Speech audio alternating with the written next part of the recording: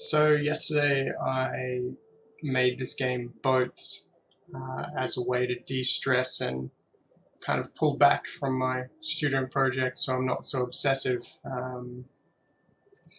And it was really relaxing. I did the Unity Learn Tanks tutorial ages ago, so I built upon that. Really, it's the same thing just with boats. Uh, so if we go from top to bottom, we've got a camera rig that just follows a kind of an average vector between the two boats, and we can just ignore these two.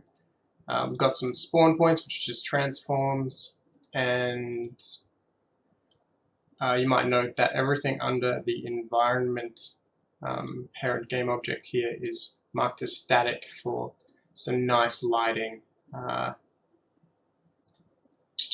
We do that in the lighting tab. It really helps to mark things as static and generate a light map. Mine's only 1.3 megabytes because I lowered the resolution, but it means that it looks nice because it's a static environment. It can look nice and run really well on even my crappy laptop, which was important because something like this local multiplayer tanks game is really fun to just play on a laptop when you're with your friends to help inspire them to make couch multiplayer games. So the game manager, the only really interesting thing it's doing is sporting a boat prefab at each of these spawn points based on the amount of players, and it also, well, the boat manager actually ensures that each boat is controlled by horizontal, vertical, and fire with the suffix of the player number. So that ensures that if you go into input, you've got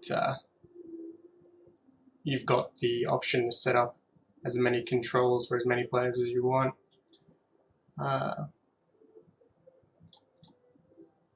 And I'm just grabbing one of these random tracks from Roll Music's Pirate and the Dancer album and playing that at start, so when the game's over or when you start the game. The terrain, I've lowered the width and length and drastically lowered the resolution so I could play around with the painting, the height map painting, to get that low poly look, which I kind of smoothed out anyway because I thought, well, sand shouldn't have that kind of jagged look, but I think it works really well for this water.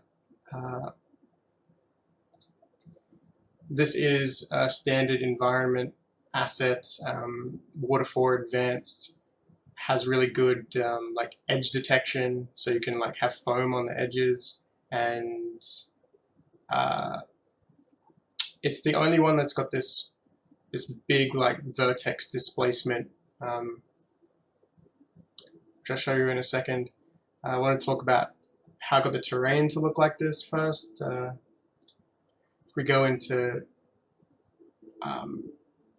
paint texture or paint terrain texture, we can actually add multiples of the same texture and just change the size. And that's all I've done for the islands and the like underwater area.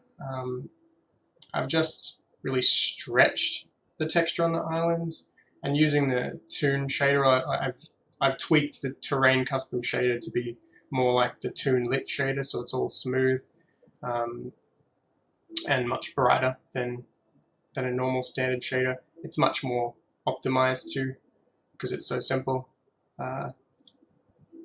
And I've got this dirt and cliff texture, cliff normal, sorry, on the outsides here. But it's pumped up so high you can't really tell with the Toon shader. I just wanted to make it look a little darker. So just animated to look like they're bobbing around in the water. They just have an idle animation, and one particle effect for the wake. I thought, like my classmate Victor's game, I thought it'd be really interesting if they fired sideways, which makes them kind of circle each other, like in old pirate ship battles. I actually had to do a lot of work to make sure that things like particles and GUI were being rendered above the water, because I was getting all kinds of issues with that, even with reflections and everything turned off. Yep, that's boats. You can do this in a few hours if you just follow the Unity tanks tutorial on the unity/learn page. Really good tutorial because you learn about mixing.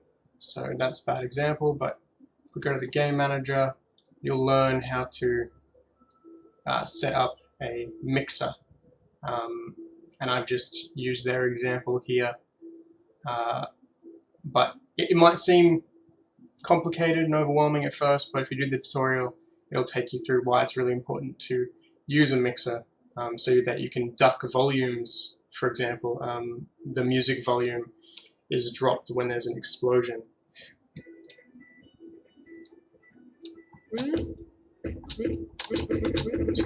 Great use of explosion. You can see the music really dropping in volume. Yep, that's boats. Make one of your own, please, because I love these couch multiplayer games, and they're so simple to make.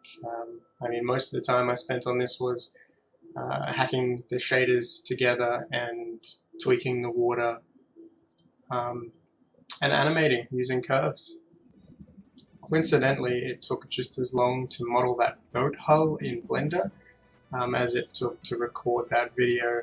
So I hope you enjoyed watching me struggle.